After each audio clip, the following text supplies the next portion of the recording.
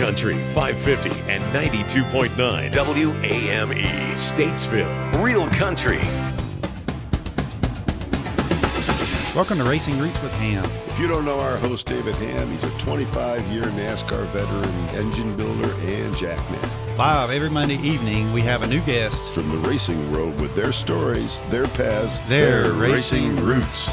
sponsored by Jersey Cape Yachts. Now here's our host, David Hamm.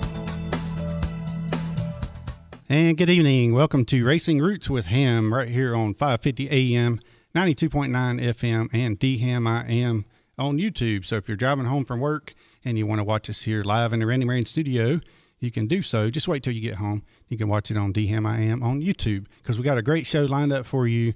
We have the one and only Colbert Seagraves in the house this evening. And I'm so glad you made it over all the way from Winston. Yeah, it was a fun drive. Kind of a lot of memories. One sec. Yeah. Okay, you're on microphone number 3. Okay. Wait a minute, you're on number 2. Bryson, what's going on there? All right, sorry about that.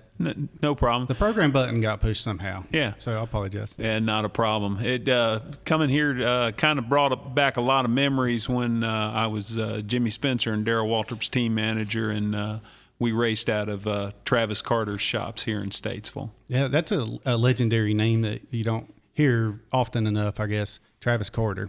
Yeah, Travis was probably one of the best bosses I ever had. He was, we called him a grumpy old man because he was always grumpy, but he took really, really, really good care of his employees, and he was a great man to work for. Mm-hmm. Yeah, very good. And you also worked with some of our friends around here, Buddy Foss, to be specific. Yeah, Buddy Foss. Buddy was a character and a heck of a motorcycle mechanic. His wife rides a top fuel Harley and does pretty well with it. Mm-hmm. Yeah, and talked to him earlier today, and he's doing pretty good. But he was going to try to stop in with us, but he couldn't quite make it. Had some other issues, things going on. And Bryson, you know what else happened? Tell me. I don't know, but one of these cameras looks like it's unplugged. That's an issue. The cord got kind of stepped on. So let me switch cameras over here. Yes. All right. So what we have going on here right now is sometimes come around here and plug this in, please. Sometimes the little camera cords get stepped on. So we're like in a freeze frame situation with the camera. So we'll get it. Bryson wears boots a lot of times. So ain't that right, Bryson? All right. Anyway, hey, I also mentioned, as I mentioned, Bryson, he is here, the young Bryson, 16-year-old in the studio, big racing fan, and he works up at Hickory from time to time, every Saturday evening, right? Yeah. All right. That's right. Yes. Okay. And activate this camera so we can have it on. Sorry about that. We have multiple cameras going on, and whenever one goes out, I can switch to another one, but there we are. We're back in the studio. Gotcha. I'll completely take the blame for that one. I owe you all an apology for that. It's on me.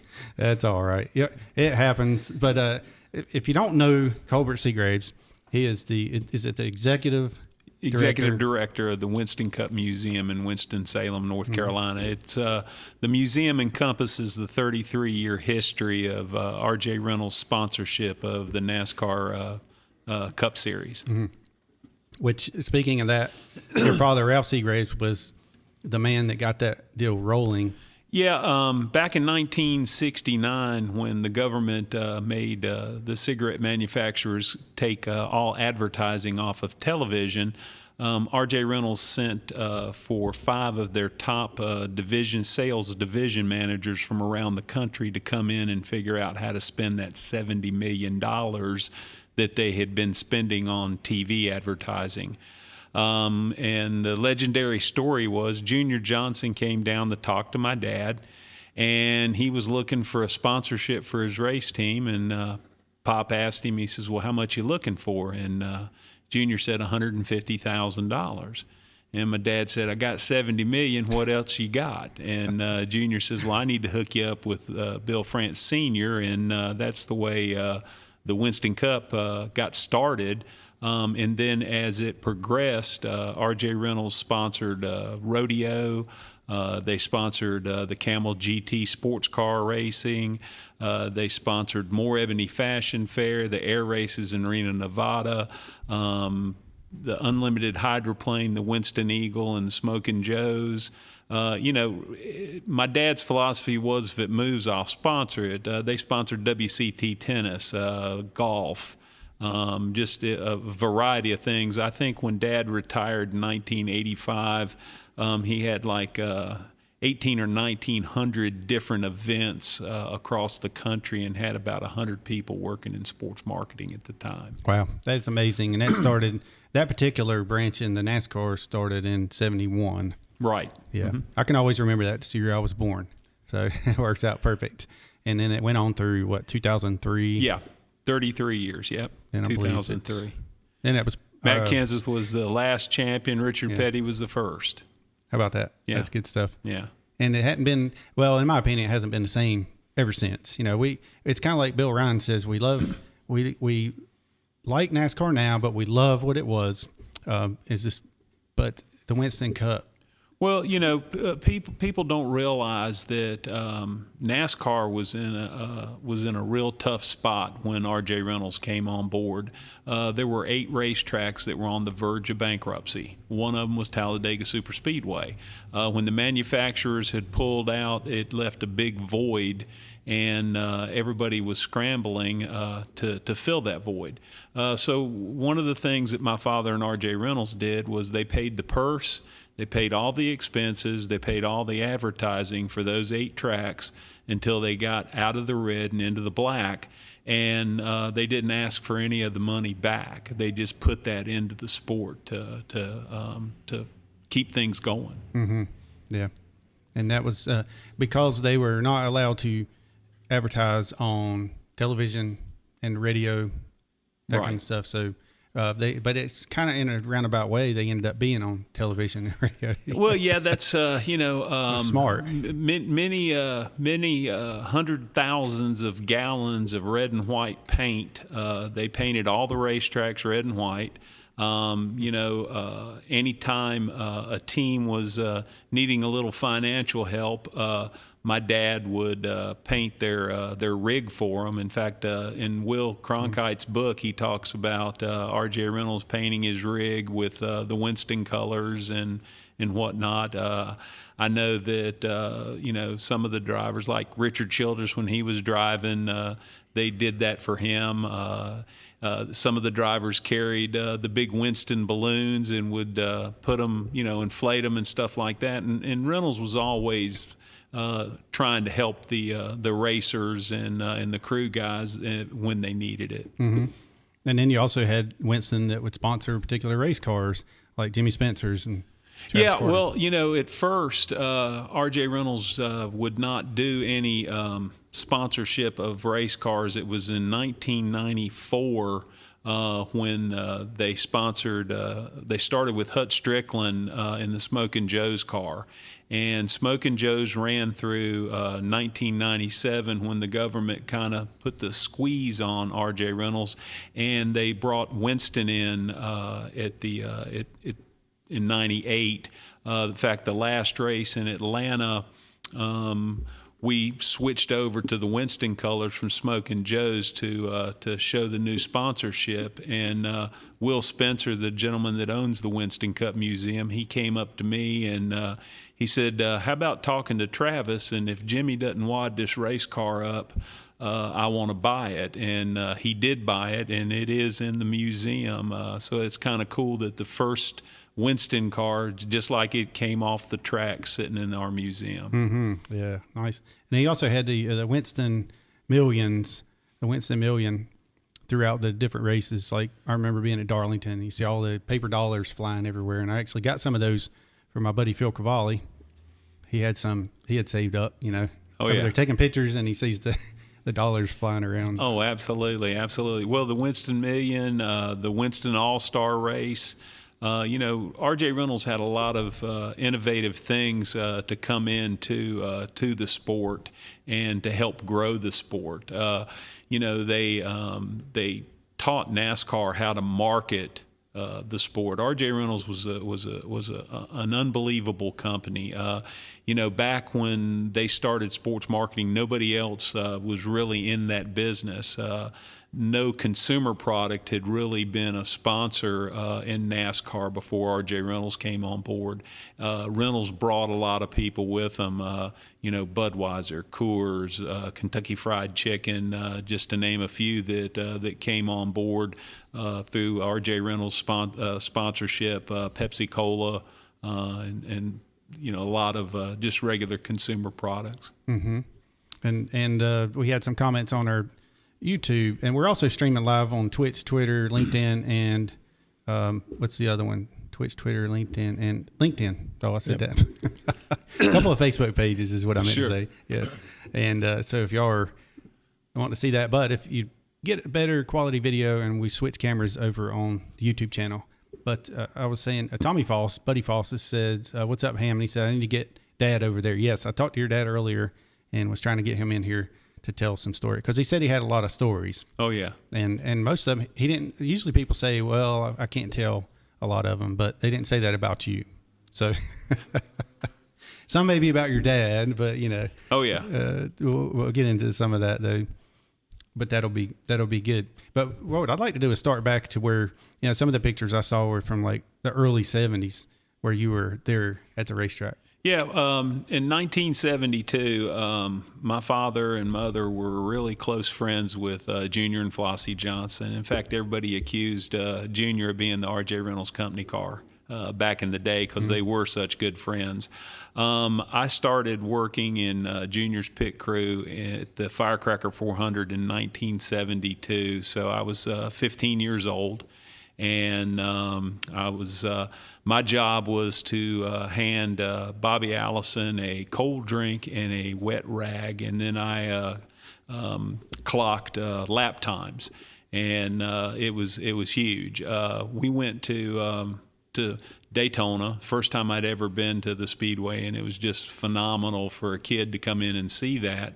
R.J. Reynolds was also starting their Camel GT sponsorship, and they had Hallman and Moody build a special Pantera and put it in the Camel GT colors, and they were looking for somebody to drive it around the track. And my dad talked to Richard Petty, and Richard kind of hem-hawed around and whatnot, and Bobby Allison volunteered to drive. Well, I got real excited, and I was wearing my dad out. I said, how about letting me go in the car with him, because it had a passenger seat. And he goes, nah, your mom would kill me. And so I wore him down, and he finally told me, he said, yeah, you can go. And so I get in the car. Bobby's got his helmet, his fire suit, and his shoes on.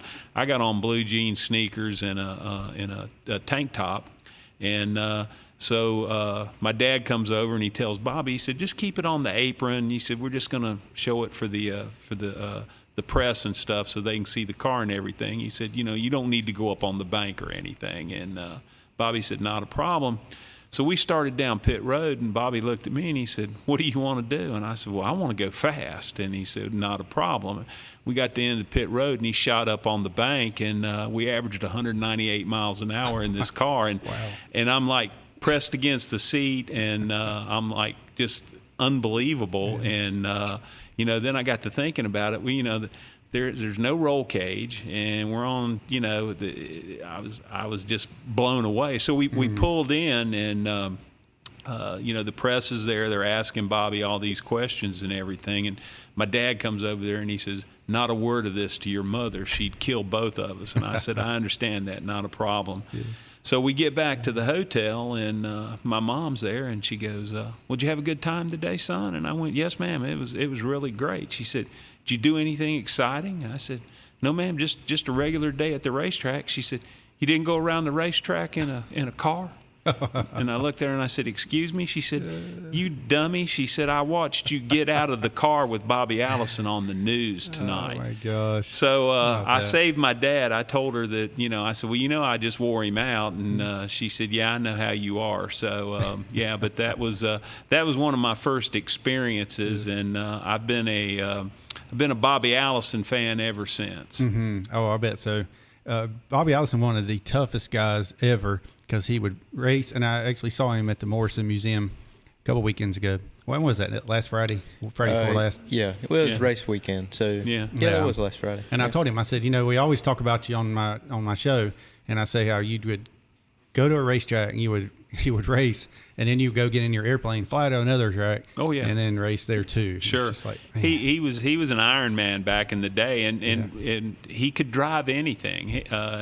Him and A.J. Foyt, to me, are two of the greatest race car drivers America ever produced, because they could drive anything, Indy cars, stock cars, you name it. And Bobby was good on dirt. A.J. was good on dirt. And, Richard Petty is the king, but Bobby Allison could drive anything. And Donnie, a lot of people don't give Donnie the credit that he deserves. Donnie was a heck of a wheel man. I mean, he was the Rookie of the Year and finished 4th in the Indy 500 driving a car for A.J. Foyt, and that record held for like 26 years or something like that, until I can't remember who it was, but they finished 3rd and broke his hold on it. But those guys were just unbelievable back in the day. Then he came and went the next day and won the World 600. Yes, he did. Mm-hmm. It's in Charlotte. Yeah, so, yeah, he was amazing. He actually sat here and told us that he was. He told us his record, and he's very adamant on it about his compared to Richard Petty, and of course David Pearson was another one that actually had a better average, for the number of races that he ran and how he finished and won and that kind of stuff. But yeah, those two brothers. But Donnie also said that Bobby would start a fight and he would finish. Yeah, pretty much. Yeah, absolutely. The big altercation with Cale, Bobby was really funny. Somebody said something about him hitting Cale, and he said, "No, Cale's face kept hitting my fist is what the problem was." So yeah. Oh, he's great. He tells it like it is. That's for sure. Oh yeah, he doesn't sugarcoat anything. Yeah, I think that started. He was in like 1st grade, and some kid kept picking at him, and finally he just busted him in the nose, and he said nobody ever picked at him anymore. They picked on his ears, is what it was. Yeah. So that's great. All right, Bryson, you got some comments here? Yeah, on the Facebooks, Dave Ellis has tuned in, and he's talking about our opening during the show. He said, "The Winston Cup, always and forever. Here at the shop, we will only call it that." So he's Winston Cup for everything. And that was hard to change whenever Winston Cup, I'm sure. It's working in NASCAR. Yeah. Well, nowadays it changes so much. It's kind of a common thing. Now they just call it the Cup Series, and they've got the 4 sponsors. But after the Winston Cup had been the sponsor for so long, I'm sure that was, there's a lot of people that and the Busch Series is another one. Yeah. That's another one that a lot of people use. But I want to say hey to people who are tuned in on YouTube. Dickie Dennis is tuned in, Brett Troutman, Leland Johnson, Will Cronkite, Tommy Foss. Also want to say hey to Craig Forsyth and Rod Farm and Dargan Watts. They're all tuned in on YouTube. All right. So, and by the way, if you got a question and you're tuned in, put a big Q in front of it so we can spot it. There you go. So. And of course, you recognize some of those names. Have you met Mr. Dargan Watts down in Florida? No, I have not. Okay. I have not. But I know Will Cronkite really well. He's a great guy, and I'm going to give him a shameless plug. If you don't have his book, you need to buy it, because it is great. I was a NASCAR redneck. I've read it once, and I'm going through it for the 2nd time. And he was Dale Earnhardt's first crew chief and car owner in Cup, and he worked with Cecil Gordon.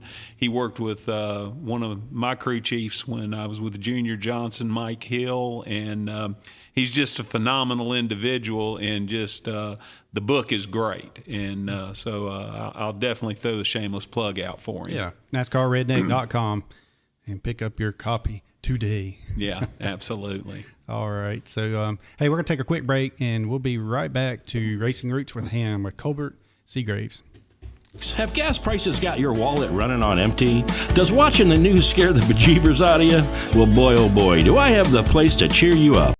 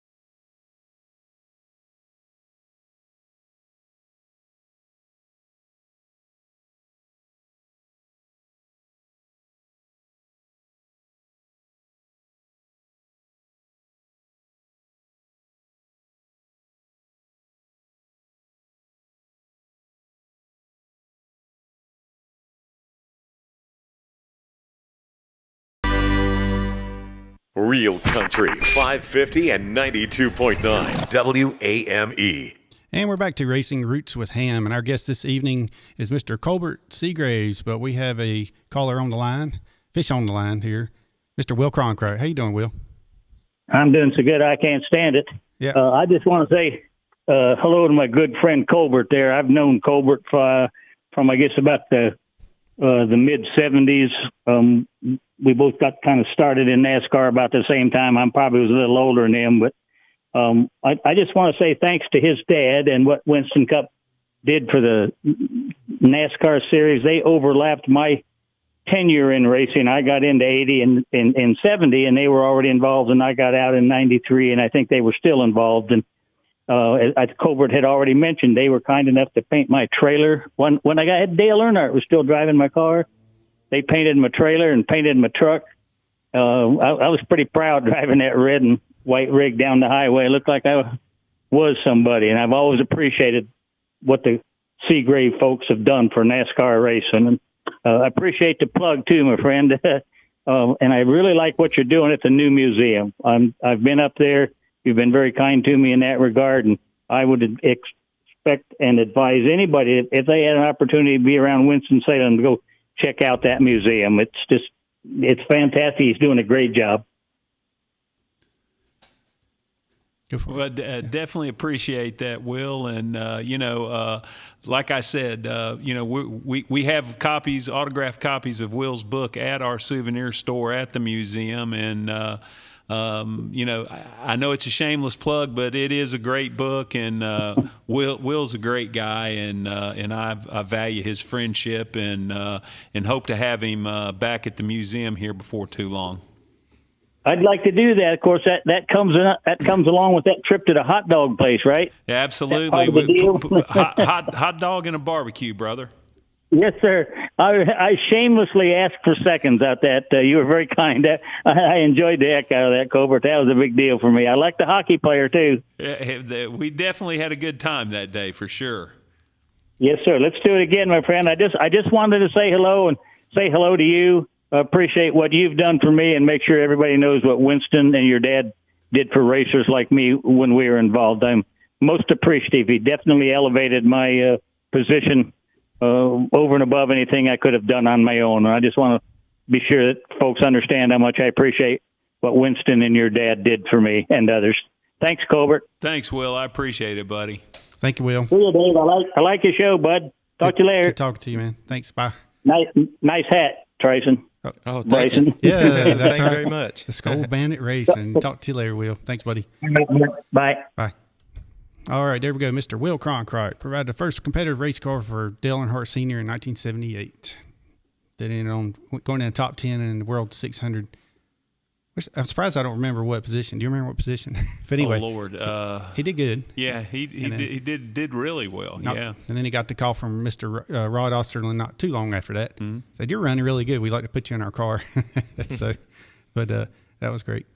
So, Skull Bandit Racing, is that your new favorite driver? New favorite older driver? Oh yeah, well, I mean, growing up in Alexander County, it kind of has to be. You kind of have to be a Harry Gant fan, which that's okay. It's a cool thing. So I came across this. Actually, somebody gave me this hat, and so I thought, you know what, I'm gonna wear that down there tonight and show it off. So yeah, everybody loved Handsome Harry. Oh yeah, yeah, for sure. He actually Harry was who did I see him with? Gail Wilson. Yeah, saw the picture with him. Yeah, mm-hmm. Yeah, I think they had lunch together the other day. Actually, he's going to be at the Hickory Motor Speedway this Saturday. That's right. For they're having a Jack Ingram Memorial Race. It's 111 laps in honor of him, and it's the first inaugural. So, it's the inaugural, first running of this, and it's going to be a yearly thing. But he's going to be there, and Dale Earnhardt Jr. is going to be there. But yeah, it's going to be cool to see those guys down there at Hickory again. So. Yeah, that's another thing that's going on Saturday. There's something going on with Mr. Bill Blair too. Oh, sorry, Bill. And it's going to be in High Point or Winston-Salem, something like that. Maybe we can get Bill to tell us about that if he wants to call in. Right now would be a great time for that. But hint, hint. We had several people that were calling in, and then a couple that surprises, I guess you could say. So hopefully that will make that happen. All right, so we're talking about your story. You were in the early 70s and working with Bobby. Yeah, working with Bobby and Junior Johnson, and like I said, Bobby's been one of my heroes ever since I was younger. And when Bobby and Junior split up at the end of '72, it was not very pretty, and so Junior hired Cale Yarborough to be his driver, and I wasn't real enthused about that, and so we were going to Richmond for the race after Daytona. They usually ran Richmond was the second race of the or the third race of the season. They ran the Winston Western 500 and then went to Daytona out in Riverside. Then, but so we're in Richmond and we're going up there, and my dad goes, "Now Bobby's not driving for Junior anymore." And I go, "Yeah, I know." And he says, he says, "Junior's got you a uniform and everything. You're working for Cale now." And I said, "Well, really don't want to work for Cale." He says, "Why?" I said, "Don't like Cale." He says, "Well, how can you not like Cale? You've never met him." I said, "Really doesn't matter. Don't like Cale, like Bobby." And he said, "Well, Bobby's not driving anymore." And so needless to say, I met Cale. Cale was a great guy, and but Bobby was still my man. And so I was walking through the pits, and Bobby came up to me, and he says, "Colbert," he said, "what are you doing tonight?" And I said, "Well, I really don't have any plans." And he said, "Well," he said, "I've got to fly Dave Marcus back to Asheville. His motor blowed.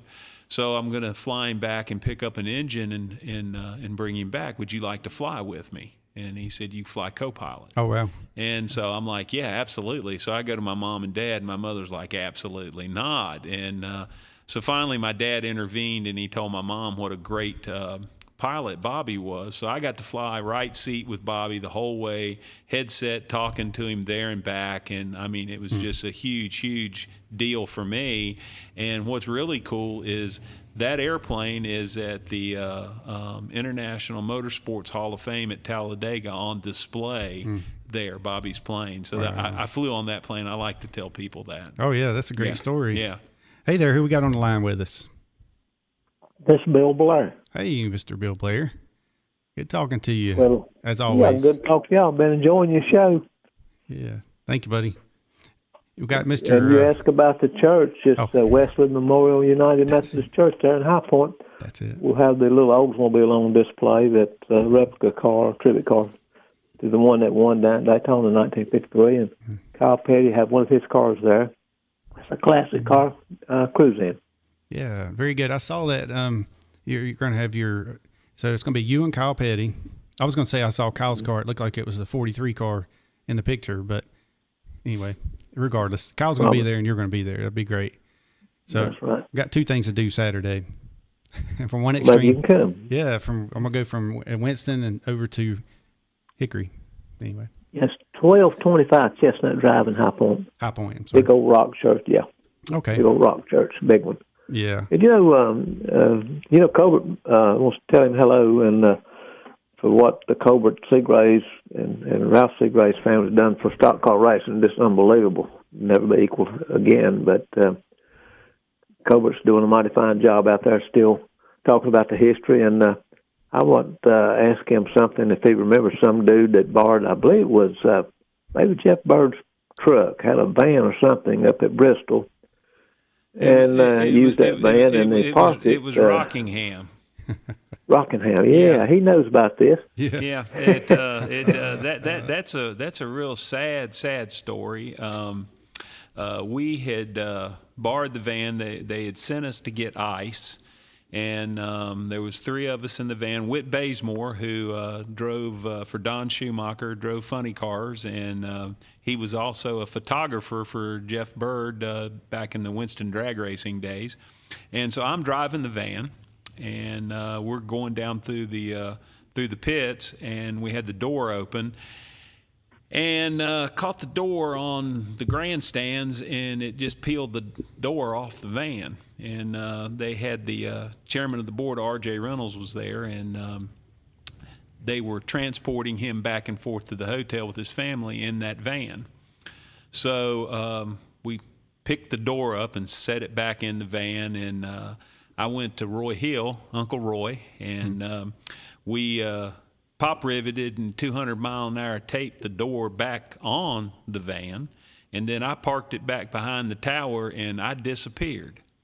And it wasn't too long that I was being summoned to the tower over the loudspeaker from Mr. Jeff Bird, and it was not really good because the chairman's family had to crawl in over the front seat and then crawl across to get back there and everything. So my name was Mud, and what was really great was my mom and dad were in California, and he knew about it before I got home the next day. So that made it even a better story. Yes. He didn't compliment you. No, sir, he did not. No, sir. Oh, boy. Is that one of those Well, 10-year hides? You keep doing the good work. What you're doing over in Winston is just great. That museum you have over there, I've been over there. It's just great. And y'all keep up the good work. I'll talk to you later. All right, appreciate it. Thank you, Bill. Thank you, Bill. Yes, sir. Bye-bye. Talk to you soon. Bye. You know, that's one of the guys I always love talking to him. Oh, yeah, he's such a wealth of knowledge. And have you been to his shop? I have. Oh, it's phenomenal. Oh, yes. I mean, it's like stepping back into history. Yes. Yeah, yeah. So the tracks that he grew up going to, the ones that are closed now, he has the post, like fence posts with barbed wire still on them, you know, and made little plaques for them. and yeah, all the Ford, flathead Ford stuff he has in there. Yeah, he's like I said, his shop. I mean, and Bill's a phenomenal individual. I mean, you know, he'll talk to you, tell you anything, answer questions, and I mean, just him and his wife both are just very gracious and very, very kind and nice people to be around. Oh yeah, for sure. Yeah, Sheila. Yep. And yes.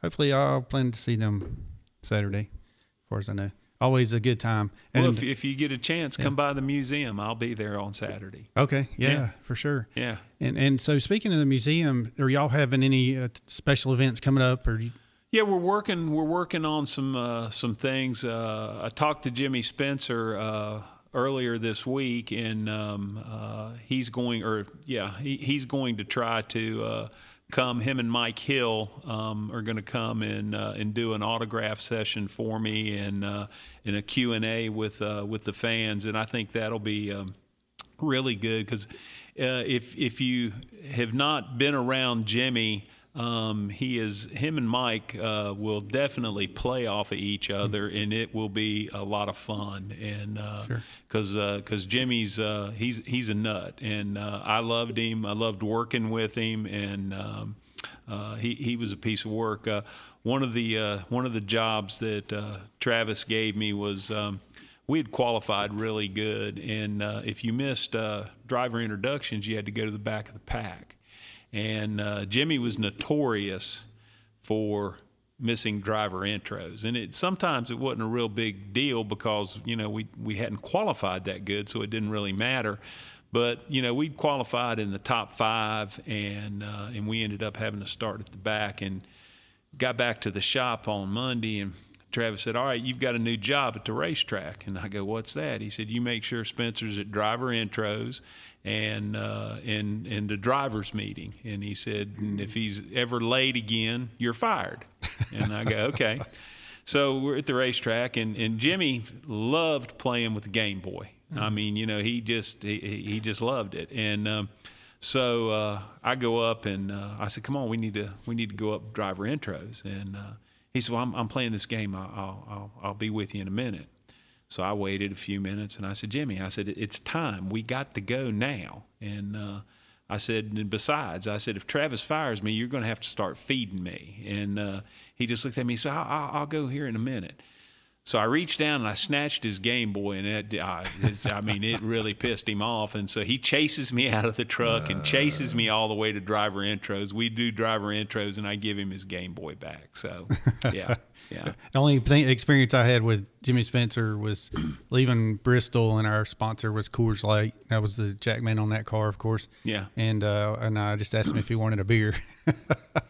I was kind of half like doing it here. You want a beer after the race? And he's like, "No, I'm okay." So that was about it. Yeah. Well, Jimmy was a piece of work. We were at Dover, and we were pitting coming out of the 4th turn, so we were all the way at the long end of the track. And So Wally Dallenbach had been beating on us all day, and Spencer had had enough, and Spencer took him out. And so I grabbed a crash cart, and we're going down through the pits, and it's just real narrow down through the pits. And I've got my headset on, and I hear Travis, Spencer, are you all right? Silence. Spencer, talk to me. Jimmy, are you all right? And so we're kind of concerned because Jimmy's not talking. Mm-hmm. We thought maybe he might be hurt. Well, Jimmy wasn't hurt. Jimmy done unhooked his helmet and his radio, and he done got out of the car and went over and knocked the hell out of Wally. And he got fined for it. And there's a great picture. He was on the cover of USA Today. It was super advertising for R.J. Reynolds, exposure and whatnot. Mm-hmm. In fact, I have that helmet. He autographed that helmet, and I've got it in my collection. And but when the newspaper people asked him why he hit Wally, he says, I went over to discuss the wreck with him, and he said there was a bee buzzing around him, and I meant to swat the bee, and I accidentally hit Wally. He said, I didn't really mean to hit him, and it still cost him, I think, $10,000. NASCAR fined him, so that was a pretty good Jimmy Spencer story. Yeah, that was back in the days when we had the drivers kind of could be what they were, the characters.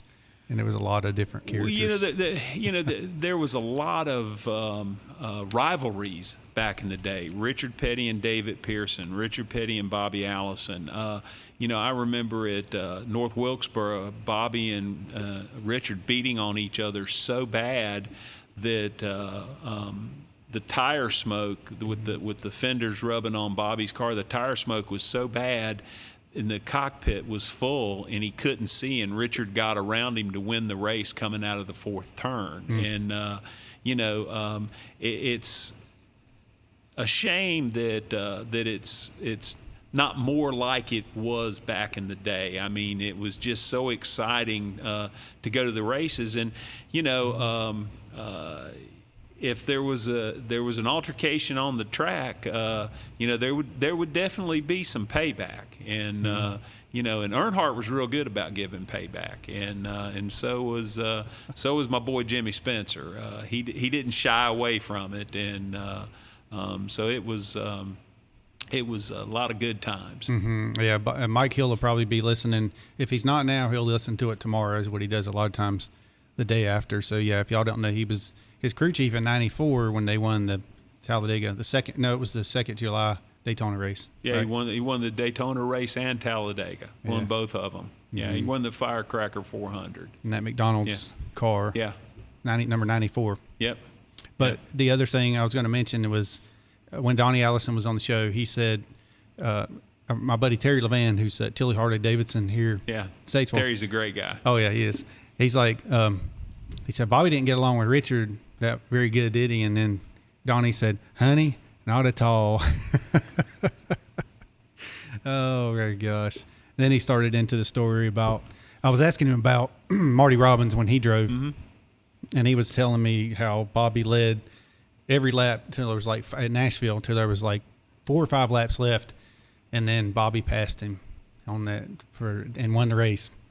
And and Marty Robbins was like, I just don't know what to do. He's telling Donnie, he's like, what's going on here? I don't know what's going on. He said, well, you think about it long enough, you'll figure it out. Yeah, Marty was, people don't realize what a really good race car driver Marty was. Marty, had he started earlier, could have been very successful. I'll never forget, I can't remember if it was Talladega or somewhere. Cotton Owens did Marty's race cars, and Marty had a fast race car, and he was actually leading the race, and ended up pulling in the pits because he didn't want to win the race because he didn't want to take the money away from the other drivers. It was the Talladega with the 15 more horse. Yeah. 15 mile an hour faster. Yeah. And people, something that was really cool back in the day, today the drivers have motor coaches, they got a coach lot and everything, and the car owners. Back in the day, Linda Petty, Flossie Johnson, Miss Bernice Wood, they all would cook food and have it in their trunks, and they would feed the pit crews. I'd go over and shamelessly get a piece of Miss Bernice's pound cake, because it was the best pound cake you ever put in your mouth. And Miss Flossie would do tenderloin and macaroni salad, and homemade biscuits and ice cold milk. So it was a lot of fun. But we R.J. Reynolds would do we stayed at the I think it was the Ramada Inn in Anniston, Alabama, and R.J. Reynolds would hire a band. They would have a bar set up and do catering around the swimming pool, and feed everybody at the hotel. All the racers and everybody stayed there. And Marty Robbins had just written the song 20th Century Drifter about stock car racing, and he took Flossie Johnson, Junior Johnson's ex-wife, took her out and sang that song to her the first time he'd ever sung it for anybody, and he sung it for her. And she liked to tell that story, and because that made her feel extremely special. But Marty was my dad was, in fact, an honorary member of the Marty Robbins band. I've got a plaque that Marty gave him. I've got a great picture of my dad. Marty had given my dad a pair of alligator loafers, and he's sitting on the back of Marty's rig, and Marty's got a shop rag shining his shoes, and I got a great picture of that. So that's pretty cool. Yeah, that is very cool. That's one of the guys I would love to have met. And Donnie was telling me how Marty would go, they would stay at the Holiday Inn on Little Rock Road, and then he would play music. But, he had a radio show, and he would say, hey, everybody was asking him to play him a song. He said, well, because of his contract, he couldn't play him a song, but if they stuck around after the show, he would play him a song. And he said he'd play all night. Mm-hmm. Oh yeah. He was unbelievable. Mm-hmm. Yeah. And then sometimes after the race, I guess when they're racing in Nashville, he'd have to get out of the car and head right on over to the Opry, to the Ryman Auditorium, and then a lot of times the drivers would go over there and watch him. He's a performer. Oh yes. Yeah. Yes, definitely. Love some Marty Robbins. All right, so if you are just now tuning in, we got Colbert Seagraves in with us, the executive director for the Winston Cup Museum. So if you haven't been out to the Winston Cup Museum, you have to go see it. You got the address there, don't you? Yeah, it's 1355 North Martin Luther King Boulevard in Winston-Salem, 27101. There you go. Yeah.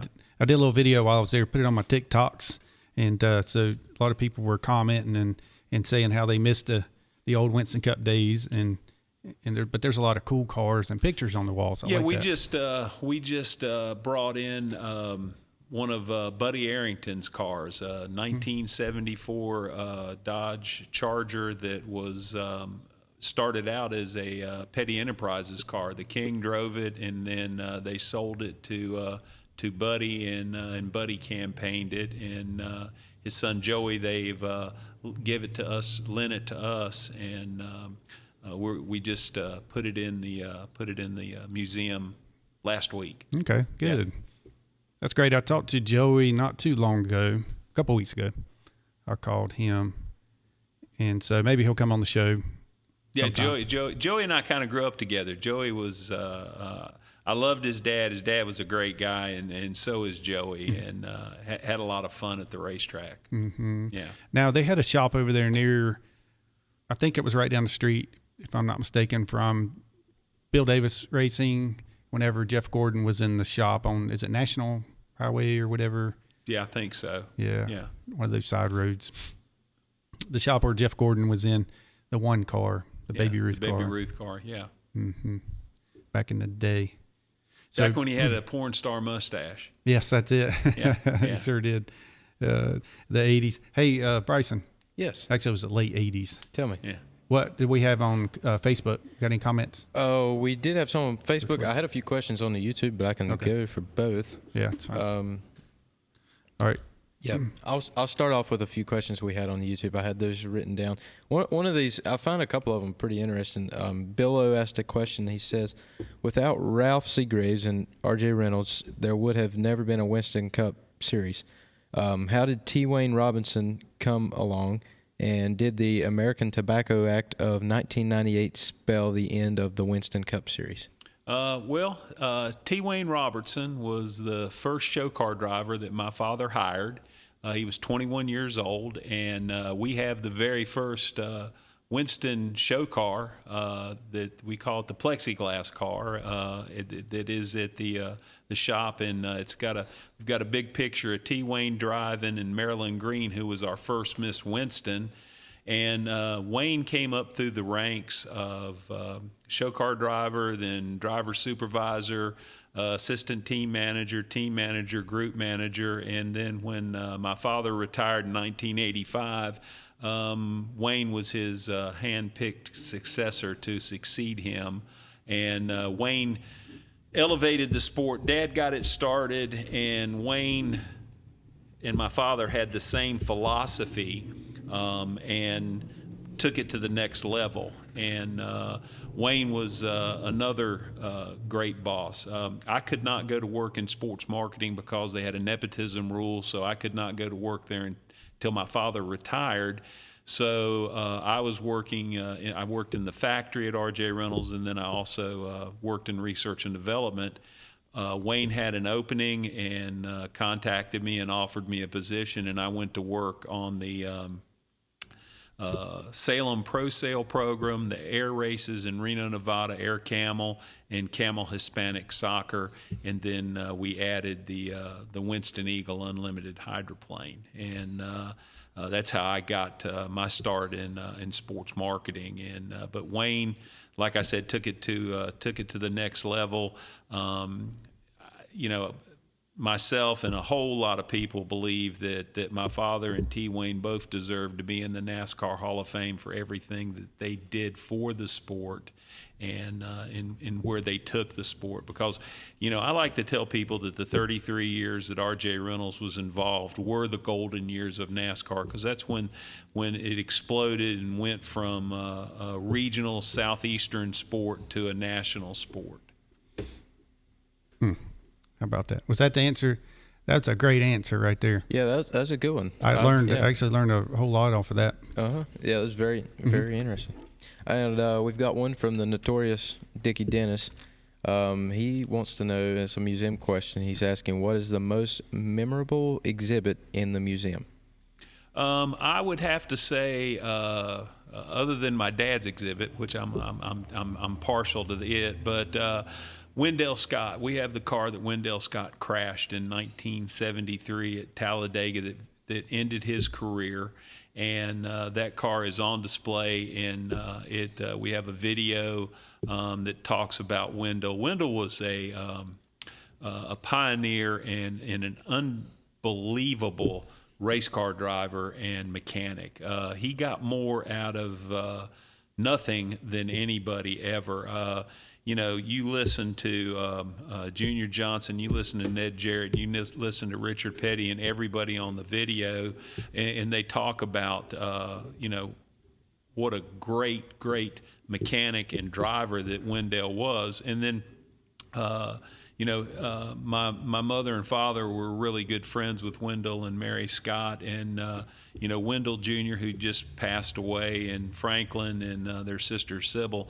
I've been really good friends with them forever, and just a really good group of people. But having that car, and we've also got his ramp truck, and we're looking at refurbishing his ramp truck, leaving the patina and everything the way it is, but getting it running so that we could take it and put it on display.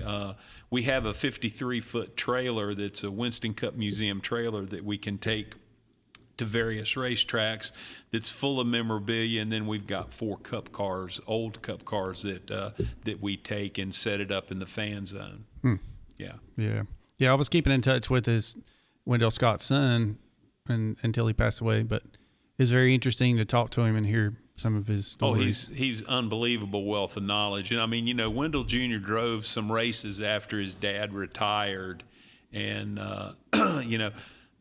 the wreck almost killed him, but what ended his career more than the wreck was the financial hit he took when that car got destroyed, because they had put everything, life savings and everything into that car, and it was probably the best race car he'd ever been in, and he was heading to the front when the wreck. I think it took out 19 cars. Yeah. Yeah, but that's probably the highlight of the museum.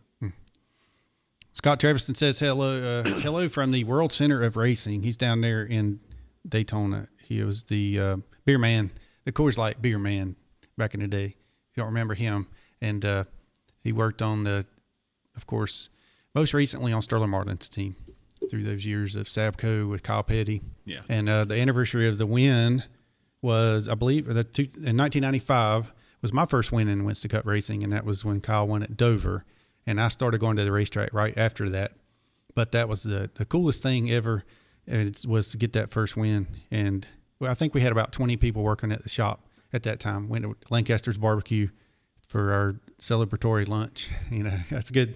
Yeah. Good stuff. And then Dickie Dennis is tuning up in Virginia. The infamous fence climber, if you remember in Richmond in 2014, the guy that climbed up on the fence. Yeah. And threw his arms up in the air because he'd realized he forgot his cell phone. He wanted to get a selfie with the 4 cars that passed by. That's Dickie Dennis. He tunes in on our show. So you remember that deal, right? Oh, yeah. Oh, yeah. Yes. I also remember Earnhardt crawling out and cleaning his windshield off at Richmond. Oh, yeah. Yeah. Yeah, while During the car caution. Yeah, while the car was still rolling, yeah. Yeah, going down the front stretch. Yeah. Amazing. Yeah. Gosh. All right. So is there? I had texted Deb Williams, but she's a little bit under the weather right now, so she's got a really bad cough. So I'd send her the link so she could tune in. So hey there, Deb. Deb's got a lot of knowledge and a lot of history in her writings and. Oh, absolutely. Such. Yeah, she's a sweetheart. Mm-hmm. Yeah. A good friend of my father's. Yeah. Yeah. Good deal. So you told you were talking a little bit before the show. We were talking about different stories, and there was the Jeff Burton story. Have we told that one yet? You mean the Jay Bird story? Yeah. Yeah. I guess that was it. Yeah. I think I wrote that down wrong. Yeah, it's Sorry okay. about that. Not a problem. Les Richter was he ran Riverside Raceway, and then he was vice president, I think, of competition for NASCAR. He also was All-American football player at the University of California at Berkeley, and he was also All-Pro for the 9 years he played professionally for the Los Angeles Rams. And so everybody called him Coach, and he was just an unbelievable individual. And so my dad, Ed Horgan, who was the chairman of the board of R.J. Reynolds at the time, T. Wayne Robertson, and Jeff Bird were all at the induction ceremony at the Waldorf Astoria in New York. And so they're all sitting up in the balcony. They're in their tuxes and whatnot. And, of course, they had a few adult beverages. And, all the living presidents were at this deal. And Nixon, Carter, Ford, and they're all down on the stage. Well, Ed Horgan sees Nixon, and he's like, wow. He said, Richard Nixon, he was a great president. I loved him, blah, blah, blah.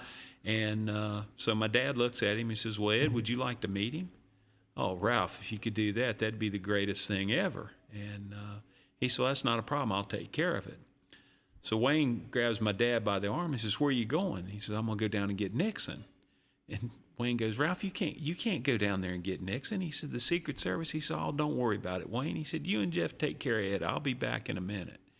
So Dad starts down the stairs, and Jay Bird looks at T. Wayne and says, what are we going to do? He says, well, I guess we're going to go get shot with Ralph. So they follow my dad down the stairs, and he starts up on the deal to the stage, and the Secret Service grabs him. And Nixon hears the commotion, turns around and sees my dad and goes, Baldy, let go of him. He's a friend of mine.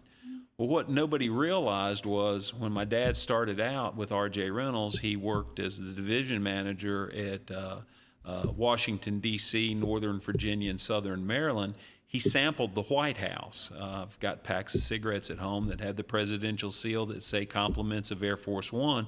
So if you went and toured the White House, you could get a pack of Winstons, a pack of Camels, or a pack of Salems with the presidential seal. So, Dad knew all the presidents from Eisenhower down through Ronald Reagan. And so Nixon comes up, signs autographs and everything, and then invites them up to his suite for a few more adult beverages, and they had a really, really good time that night. And Jeff told me this story because I'd never heard it before. He told me this story when my father was inducted into the International Motorsports Hall of Fame at Talladega. And he said, Colbert, he said, that's when I realized your old man could walk on water, and I never doubted anything he ever told me again. Oh, yeah, that's a great story. That one's never going to get old. No. Yes. Hey there. Welcome to Racing Roots with Hamm. We got a caller on the line. Who we got? Hey, this is the Bandit. Oh, hey there, Mr. Gail Wilson. My hero. I hear you, buddy. I just wanted to say hi to my old buddy Colbert. I hadn't saw him in a long, long time. And that, you're telling about winning that race with Spencer down at Daytona. I was with him at the time driving the truck. And, yes, sir. We had the biggest party, I believe, ever been in Daytona, or it seemed like it was. That was when we raced on Saturday morning, and 3 o'clock that afternoon, we was at the hotel in the swimming pool just having the biggest party ever was. Absolutely, absolutely. I remember those days. That was a lot of fun. And then we went to Talladega and done it again. That was great, too. But I'm going to try my best to come over and see those guys when Spencer and Mike Hill's going to be over. I'd like to see both of them. I hadn't saw Spencer in a long time. Well, I'd love to have you as well, brother. I hadn't seen you in a month of Sundays, and I keep up with you on Facebook. And I keep getting older, but you keep getting younger. I don't know. I had a big birthday last Monday. I understand that, but you and Harry Gant just keep getting younger, and the rest of us keep getting older. Well, Harry does for sure. I ran into him at lunch last Friday up in Taylorsville, and him and Peggy. It was great seeing him, and he'd been on the Kyle Petty ride and kind of got scratched up a little bit, but he's fine. He's doing good. Well, that's good. That's good. Yeah, for sure. But when is the date they're going to be over at your place in Winston? I'll let you know for sure. When I talked to Jimmy, I was going to try to get him Father's Day weekend, but he's going to be in Pennsylvania. So Mike's pretty much open whenever, but Jimmy told me I'm going to try to get Jimmy probably towards the end of the summer and early fall, because he's got a lot going on with the car auctions and stuff like that, and then he's going back up to Pennsylvania some. But I will definitely keep you posted and let you know when that's going to happen. I'll give you a big heads up. That'd be great. I'd love to see them both. So, yeah, we had some good times, no doubt about it. And Spencer it was just great working with him. You never did know what to expect from him. And I remember real well the day he broke Kurt Busch's nose. Yeah, he one thing about Jimmy, he wasn't afraid to throw down with you. Not at all. No, that's for sure. That's for sure. And of course, I'm sure we could get some good stories out of the Bandit, especially with his running days with the piccolo player. Oh my goodness! Yeah, we need to write a book about Henry. Oh Lord, have mercy! That it would be a bestseller, that's for sure. No doubt about it. But anyway, it's great talking to you, Colbert. Good to see you doing a great job there. And take care of my old buddy David, and we'll holler at you later. I'm gonna let you get back at it. All right, Bandit. Yes. Thanks, buddy. You take care. All right. See you now. All right. See you. Bye-bye. Bye. Thanks. Bye. I bet he likes your hat there, Bryson. Yeah. Well, I'm just wearing a hat, but he's a real bandit, like you said. So yeah. Mr. Gail Wilson. Yeah, I'm sure he's got a cool collection of these hats. I guarantee it. Yeah, he's probably got 5 of these. So when he comes by, he says he's going. It sounds like he's going to come to a museum. Yeah. Excuse me. We'll have to get him to sign your hat. I will. Yeah, I was just thinking about that, and I'm going to see Harry Saturday, and I thought I'm going to take this thing down there and let him sign it. So. Yeah. Oh, absolutely. Yes, for sure. That'd be great. All right, so let's take a quick break. It's our last break, and then we'll have another 30 minutes worth of show, and we'll get our station ID and all that good stuff. So we'll be right back to Racing Roots with Hamm and Colbert Seagraves. Real Country 550 and 92.9 WAME Statesville. At Banner Drug, we are proud to say we have been caring for our patients in our community since 1996. Our pharmacy offers a personalized customer service experience you expect from a locally owned store. To help you with your prescriptions, all 4 Banner Drug locations can deliver your medication right to your door. You can call in your prescription refill order, or better yet, use the convenient refill button on our website, www.bannerdrug.com.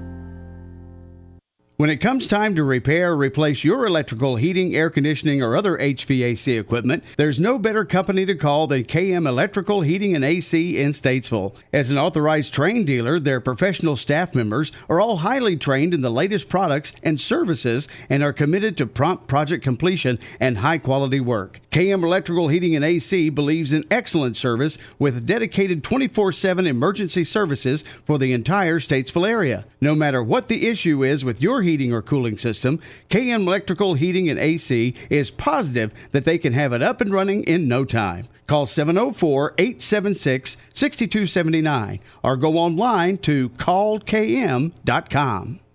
You know, these days there's an auto parts store on every corner. Big flashy buildings with catchy jingles and slogans to get your attention. However, jingles and slogans doesn't mean you'll find the knowledge and service to get you the parts you need. What you need is Johnson's Automotive and a great selection of Auto Plus auto parts. Locally owned and operated, Johnson's gets it right the first time. No return trips or incorrect parts. Their combined 90 years of experience in the automotive parts industry guarantees that you'll get the correct part for your vehicle the first time. Johnson's is proud to provide Auto Plus auto parts, as well as Champion, Moog, Gage, Felpro, Wix, and Wagner, just to name a few. Need a hydraulic line and need it fast? Johnson's can make any hydraulic line you need in just a matter of minutes. You won't find this kind of service and knowledge in any chain auto parts store, only Johnson's. Support your local businesses and shop local. Shop Johnson's Automotive, 1112 Shelton Avenue, Statesville.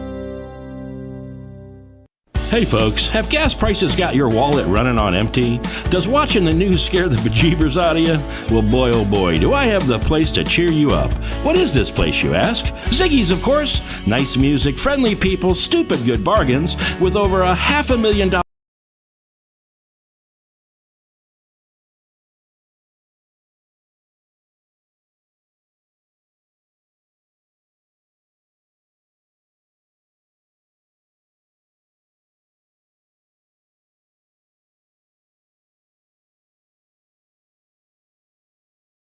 AM right here on 550 AM 92.9 FM. Lots going on this evening, and we got Colbert Seagraves in with us, and we got a really good show. Lots of great stories going on so far, and some call-ins as well. So you had another story about the let's see which one would be next, the David Pearson and the Bobby Isaacs. Yeah, back in the day, there was a lot of let's see, how do I want to phrase this? There was a lot of monkey business going on, and the guys would pick on each other unmercifully, and so somebody thought it'd be really cool to rearrange the spark plug wires on my dad's rent-a-car, and so it was only hitting on about 2 cylinders, and so Dad got in the car and he realized that it wasn't going to make it to the hotel, so he saw Pearson and Isaac, and they were buddies. They were hanging out together, and my dad said, "Hey," he said, "how about y'all taking my rent-a-car back to the hotel?" He said, "I've got to ride with T. Wayne and Jay Bird." Well, they said, "Yeah, not a problem, Ralph. We'll do that for you." And so they took off. And, of course, it's spitting and spewing, and it's not running, and they're laughing. They just think it's hilarious.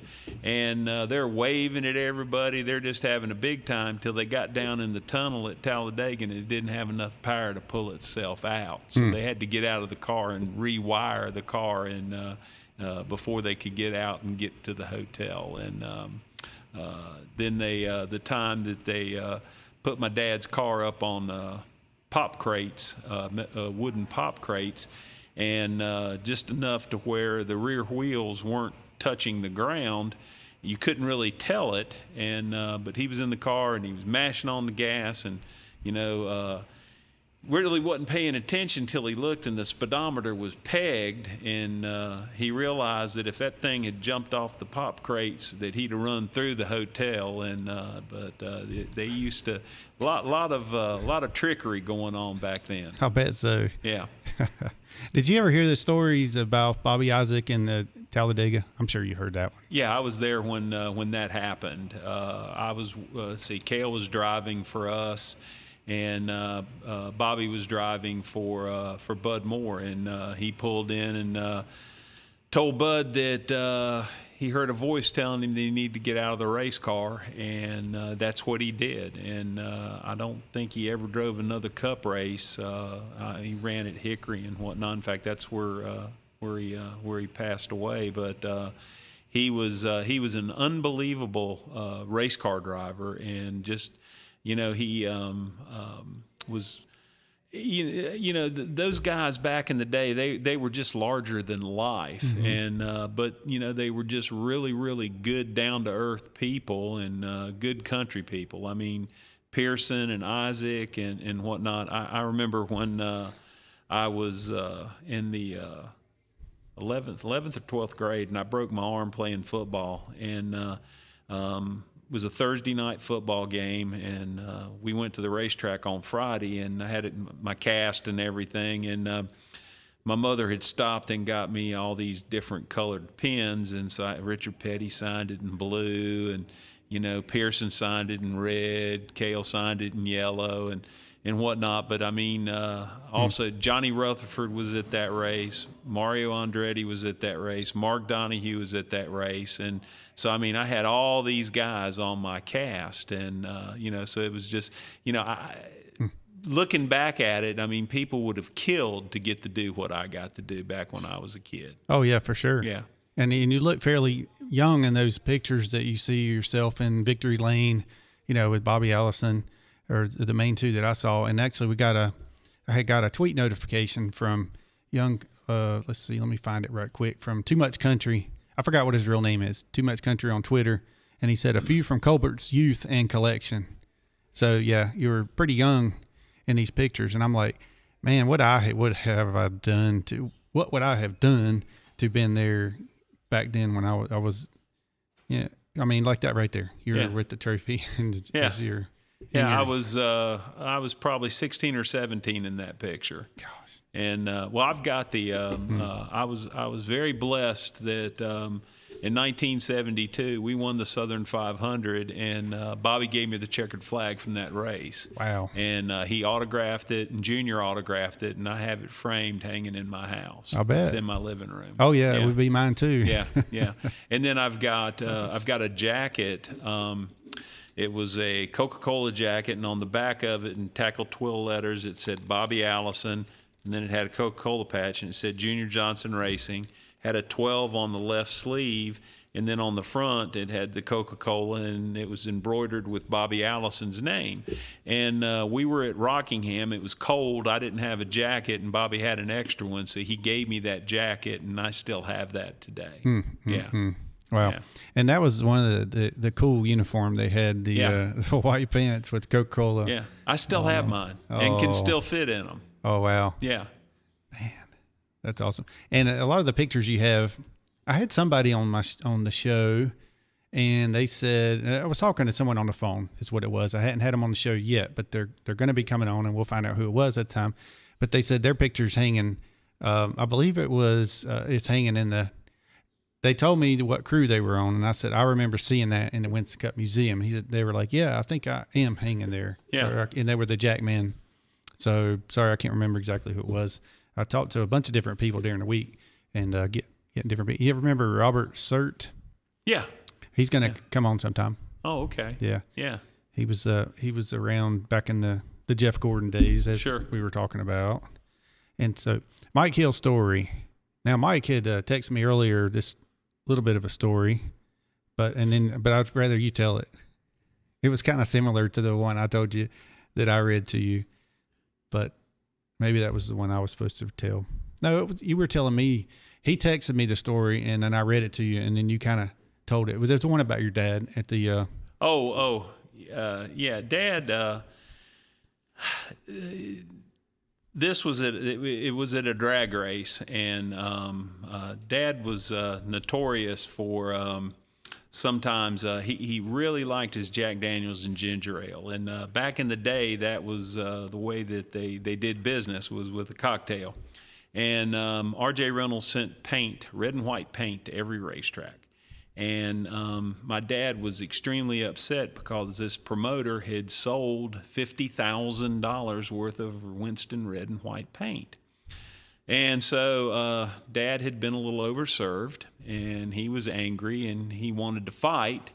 And so they were trying to get him to calm down. And my mother had locked herself out of the room, so she had come and knocking on my door, and I let her in, and she told me to go to the bar and get my daddy.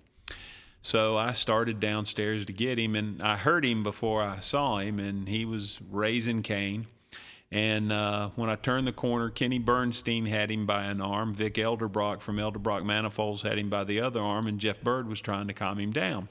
Well, he sees me and he gets extremely unhappy and angry. He's going, "You're supposed to be at the racetrack in a couple hours. What are you doing up?" And I said, "Well, your wife sent me to come get you." And he looked at me and he said, "Well, that can't be good." And I said, "It's not for you, big boy." So I said, "It's okay, fellas. I got him. He'll be fine now." Because the only person in the entire world that he was afraid of was my mother. And my mother was 5'4", weighed 95 pounds, and soaking wet. So, I mean, it was pretty funny. But so he says, "Have you got a plan?" I said, "Yeah." I said, "I'm going to put you to bed, and you be asleep before she gets there, because she's not going to wake you up to yell at you." He said, "Well, that's a good plan. That could work." And I said, "Of course it will." So, believe it or not, he was snoring before I got out of the room. He was passed out, gone, dead to the world. I go back and I get my mother, and she's like livid. She's going to just rip him a new one. And I'm like, "Mom, promise me that you won't wake him up." I said, "Because you know he's probably passed out." And she said, "Well, if he's not awake," she says, "I promise I won't say anything." I said, "Okay, till tomorrow." And so we get there, and you could hear him snoring through the walls. And I'm sure the people that were rooming next to my mom and dad were not real happy. But so she goes in. "I was going to give your daddy this and that." And I said, "Yeah, Mama, just wait till in the morning." So I go back and I get about another hour's sleep. It's time to go to the track. And Waterbed Fred Miller, who worked on the Blue Max, was my roommate. And I'd already showered and was dressed and felt hungover because, I hadn't had a lot of sleep. And there was a knock on the door. And I'm like, who in the crap's knocking on the door this early in the morning? I opened the door. There's my old man in his Winston uniform, fresh as a daisy, sober as a judge. And he looks at me and he goes, "Boy, you want to go get some breakfast before you go to the racetrack?" And I felt like crap, and I hadn't had anything to drink. And so, as Mike Hill will tell you, my dad never lost a drinking contest. Oh, my gosh. Yeah, that's a great story. Yeah, and then you had another one about Ken Cheek. Oh, yeah. Ken Cheek. Ken Cheek owned a restaurant in Winston-Salem called Staley's Charcoal Steakhouse. Fine dining. There were probably more deals cut in the back room at Staley's during the Winston Cup Reynolds days than anywhere else. When you walked into the restaurant, there was a dining room to the right and a dining room to the left. When you walked into the dining room to the left, there was a table of 4 right there in the corner, and that was my dad's table. They saved that for him. He ate dinner there once or twice a week with Junior and Flossie Johnson. Glenn and Bernice Wood would come down from Stewart and eat dinner at Staley's. And, everybody loved Staley's. In fact, we had Junior Johnson and Associates many Christmas parties there, and had a lot of fun. But Ken Cheek, he was a character, and everybody loved Ken, and he'd do a little stuttering like the piccolo player, old Henry Benfield, and he'd get real excited and whatnot. But so he decided that he wanted to go to the racetrack, and he wanted to be there from the beginning to the end. So they picked Charlotte, and that's when they qualified on Wednesday at Charlotte. And so they told Ken, said, "Come on, we're gonna go do the deal." And they qualified, and so they went back to the hotel, and that's when we stayed at the Ramada Inn there, not too far from the track. And so Henry Benfield, the infamous piccolo player, he showed up and he threw 2 packs of Chiclets on top of the TV. Well, it wasn't Chiclets chewing gum, it was Feeney Mint laxative. And so Junior walked by and went, sniffed at Ken. He said, "Ken, your breath stinks. Get some of that chewing gum." So Ken goes over and puts him about 2 or 3 pieces of that Feeney Mint in his mouth and chews on it a while. And then my dad walks by and goes, "Ken, your breath still stinks, Bubba." He said, "Get you some more of that chewing gum." Well, he ends up chewing a whole box of Feeney Mint laxative. No. So they look, and they know what they've done to him. So they look at Ken and they go, "Okay, we're going to go to the racetrack at 5:30 in the morning to change motors. We're going to change from qualifying motor to our race engine, and we'll call you." Well, they started, Junior and my dad, every 10 minutes would call Ken's room. And, of course, he didn't answer because he was sitting on the throne. And finally, at 6 o'clock, he answered. And before he could say anything, he says, "I can't talk now. I got to go." And he finally showed up at the racetrack about noon. And they were really riding him, giving him a hard time. He said, "Well, we told you were supposed to be here. You didn't show up." And they were just really giving him a hard time. And Ken kept apologizing. He says, "I don't know what I ate last night, but whatever I ate poisoned me." He said it was just terrible. And so everybody got a real good laugh about it. Well, that night they got back from the racetrack to the hotel. Same thing. Henry threw 2 boxes of Chiclets up on top of the TV, and they did the same thing to Ken. Told him his breath stunk, and he ended up chewing another box of Feeney Mint. And needless to say, he didn't stay. He left and went home and did not go to the race or the Busch race on Saturday. Yeah.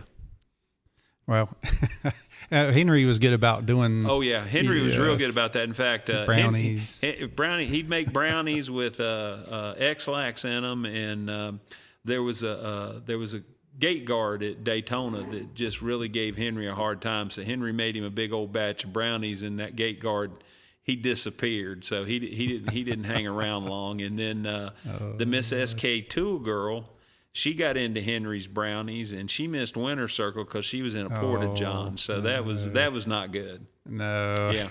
God. But the best Henry one is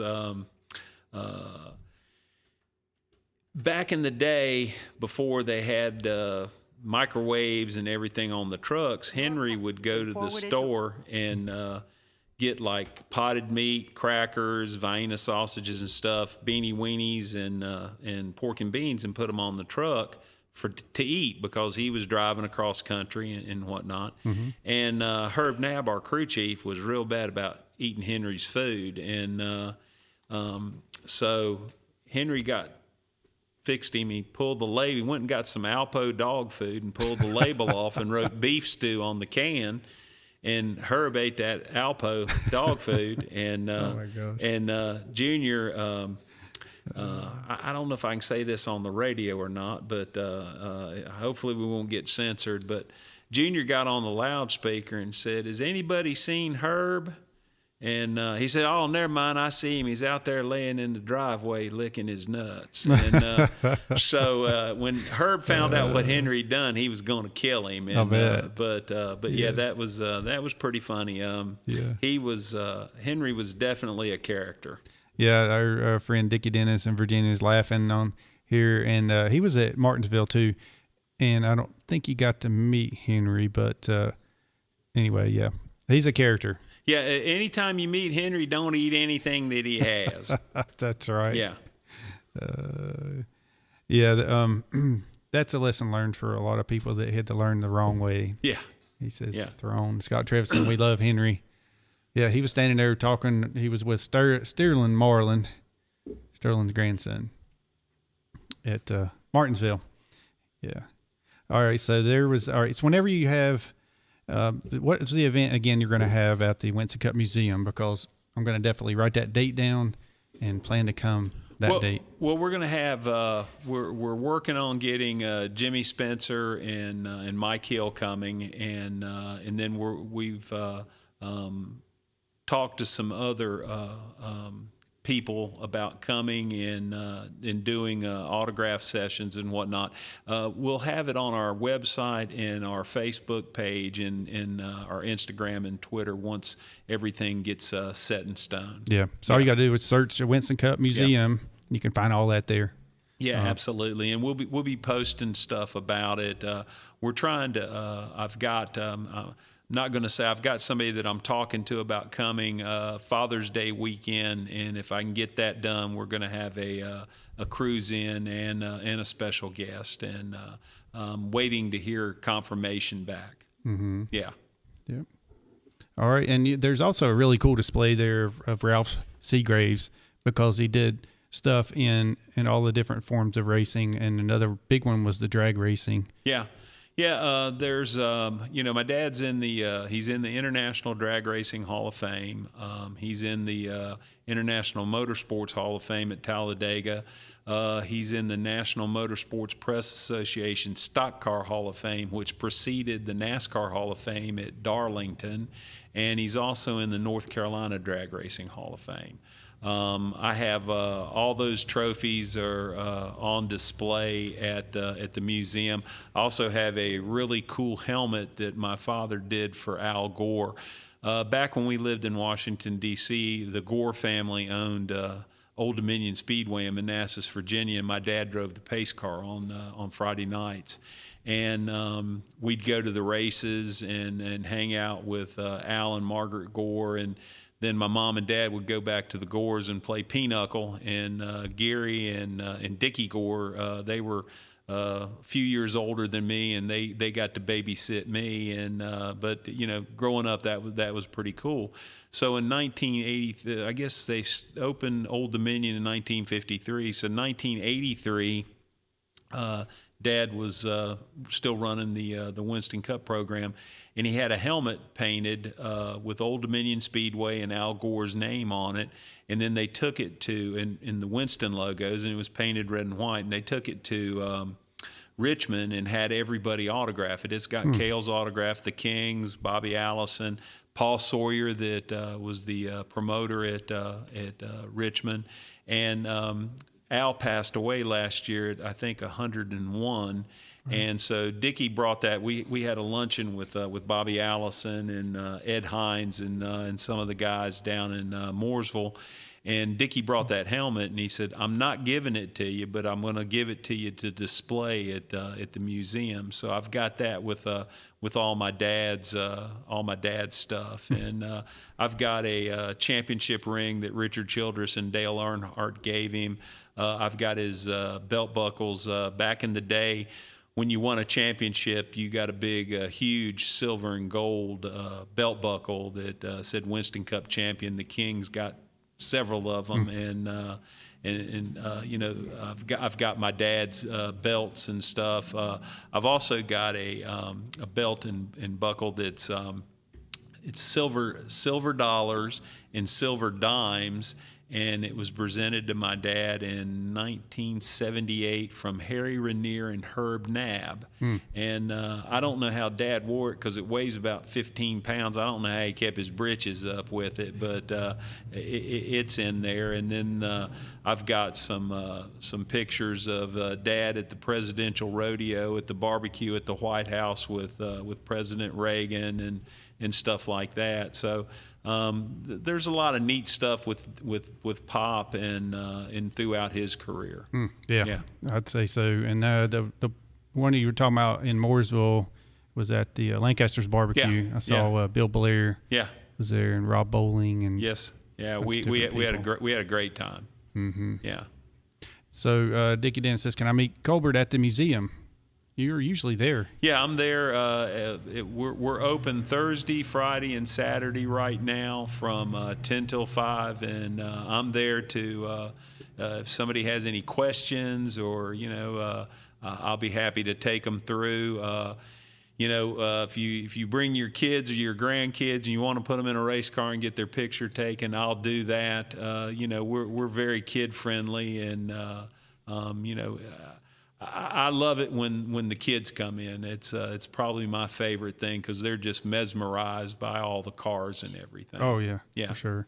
Scott Trevison asked if global warming, Al Gore, is that the one you're talking about on the racetrack? No, not at all. No, I was wondering that too. I was this is Albert Gore, but he was never a vice president. He didn't invent the internet, and he never ran for president. So, but he would have made a good president. Oh, okay, good. Yeah. So he was a good one then. Huh? Yeah, he was a great one. He was a World War II veteran, and like I said, he passed away last year. I think he was 101 years old. Yeah.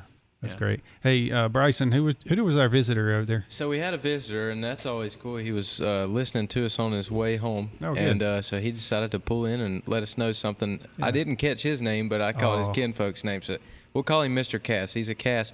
He said that he wanted to tell us that his nephew is Mark Cass, who was the jackman for Bill Elliott back in the Budweiser days, back in those times. And so he's related to Stanley Cass and Mark Cass, and so they were some of the guys that worked around there. Cool. And he also had a question, and he heard us talking about Junior, and wanted to know if we had anything to talk about concerning the story of the 1985 Winston when Darrell Waltrip won it, but his engine blowed right after the checkered flag flew. So he was wanting to know if we could elaborate on that story just a little bit. Well, a lot of people said that engine was big, and everything I always heard was that the car was definitely legal. And, of course, Junior's philosophy was it ain't cheating till you get caught. And so he didn't get caught, so it wasn't cheating. But I do remember one time at Rockingham, NASCAR confiscated our gas tank and said we had a big gas tank, and Junior told him we didn't have a big gas tank, and it just really made him mad. So he got in the car, cranked it up, and drove it out of the racetrack, drove it onto the trailer, and took it back to Wilkesboro without a gas tank. That's because we had gas lines run through the roll bars, and Junior was very innovative. We had buckshot in the roll bars, and there was a little trap door. So you'd go through and you'd weigh so much, or lead buckshot, and you'd weigh so much. And then when you were doing your laps before the race started, they'd pull that little trap door, and all that buckshot would fall out, and it would roll to the bottom of the track and be out of the way. And so that was some of the tricks. And then I don't know if you remember, but I think it was 1974, 75.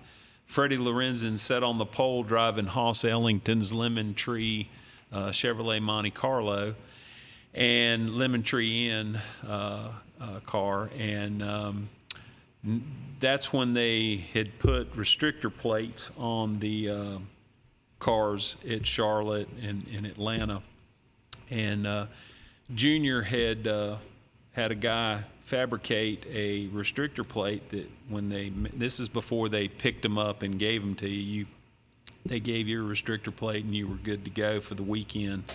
And so there was a wire that ran from that restrictor plate, and you could underneath the dash, and you could pull it and it would open it up and the holes would be twice as big, and that's why Freddie sit on the pole, and Junior was supplying motors to Hoss, and so he gave that to Hoss because he wanted to see how it worked, and he didn't want to get caught with it, but Hoss did, and NASCAR didn't disqualify him, but they took the time from him, made him requalify, and I think they did qualify in the top 15, but it was just like 10 miles an hour off from where they sat on the pole and whatnot. But I think that restrictor plate is in the NASCAR archives down there in Mooresville. Yeah. Yeah. Okay.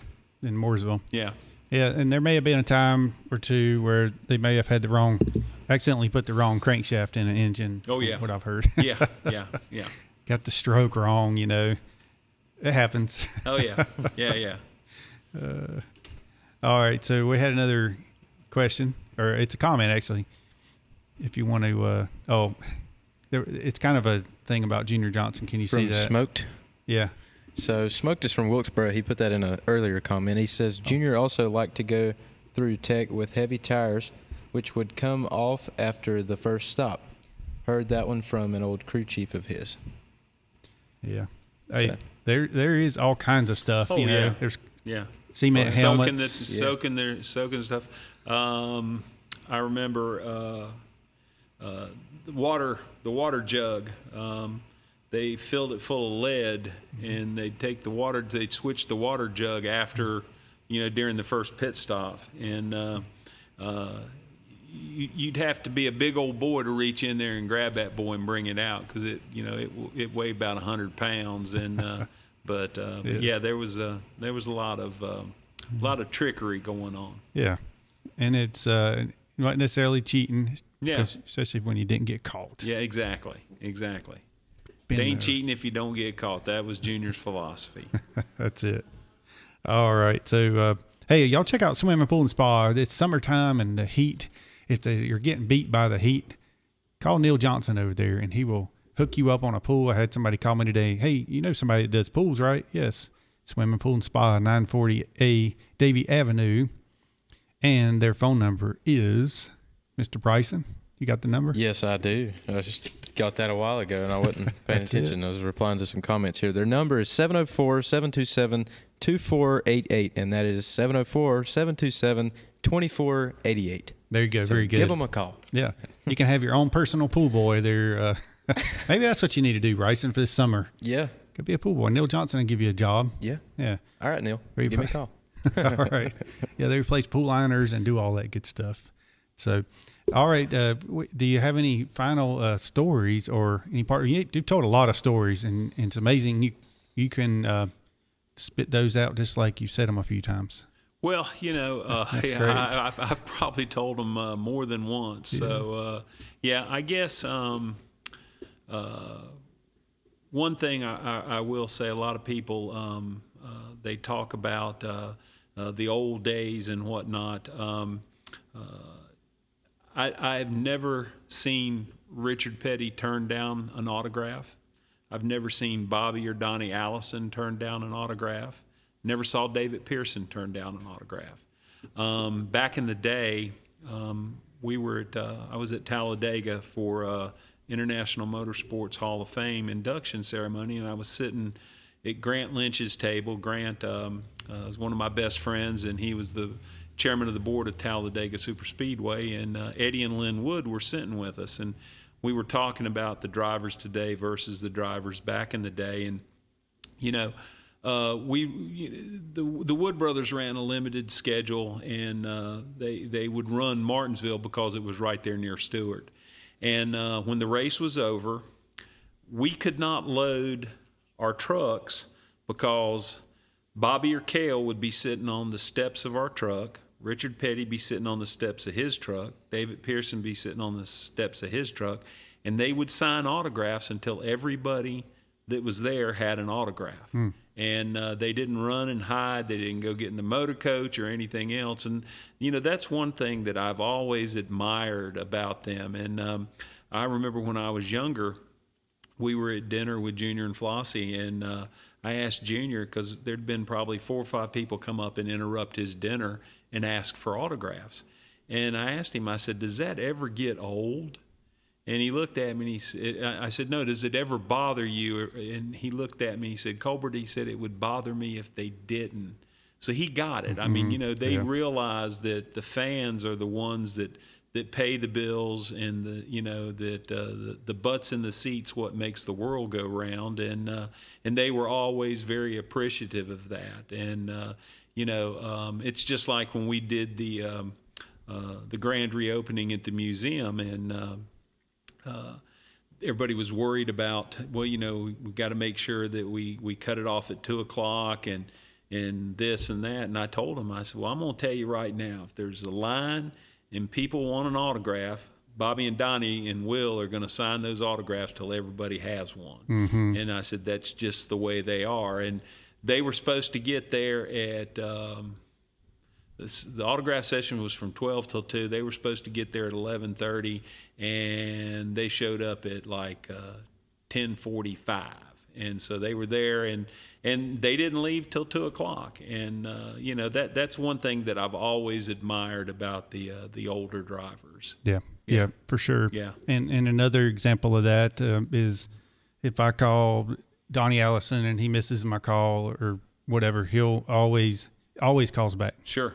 Don't matter if it's, it might be the next day or whatever. And yeah. It's like, sorry, I missed your call. And so what's going on, So I want to say hey to my father-in-law, Ken Thompson, who was tuned in on Facebook. I saw that. Ken Thompson, he built all the headers for NASCAR years ago. Mm-hmm. As a fabricator. Yeah. Yeah. He worked in racing for a long time. He worked with Harry Gant, the Skull Bandit team over there. Yeah, he was doing that right before Gerald Reinhardt. Okay. Yeah. Yeah. And he started out at Home and Moody back in the 60s, Yeah, and I would say hey to my mom, Jackie Hamm's tuned in, and Mr. Robert Jackson used to work with him in NASCAR, and Jim Dooley up in Virginia. And that Dave Ellis, you got that question earlier. He said, Winston Cup always and forever, yeah. Yeah, absolutely. It'll always be Winston Cup to me, just like it'll always be the Washington Redskins. Oh, yeah. Yeah. Same here. Yeah. I got my Redskin stuff. Oh, yeah. Actually, my friend Eddie Yunt, who was the jackman on that Skull Bandit team, he was working at Joe Gibbs, and he got my old football helmet when I was a kid. It's a Redskins helmet, and they got it. Joe signed. Yeah, the painter. That's him. Yeah. That's it. Yeah, he worked with me at Travis's. Eddie and I, we go way back. Yeah, he's a great guy. Oh yeah, great guy. In fact, when I was working in sports marketing, we bought a lot of rings from Jostens, and the Jostens rep came in and. He had John Riggins' Super Bowl ring in his salesman sample. Wow, that's cool. And I'm in possession of that ring and his 82 Super Bowl ring and his 83 NFC Championship ring. I've got both those in my collection. Yeah, so, isn't that quite the collection you have? Yeah, I'm a big John Riggins fan. So. Oh yeah. Yeah. That was great, man. Yeah, he was the man, especially that 4th and 1 against the Dolphins. Yeah.